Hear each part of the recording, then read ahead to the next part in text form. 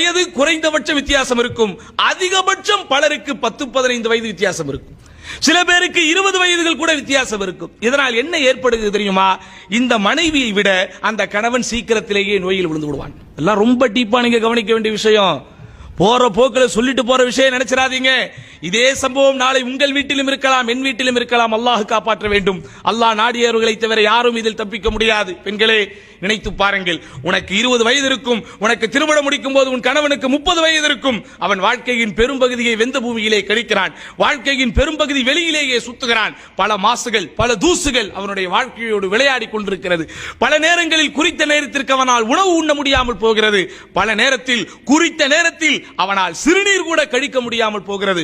உனக்காக உன் வாழ்க்கையை மேம்படுத்த, உன் பிள்ளைகளை மேம்படுத்த தன் வாயுலை, தன் வாலிபத்தை, தன் இளமையை தியாகம் செய்ததன் விளைவு 50 வயசுல ஒரு நோயாளி ஆயிடுவார்.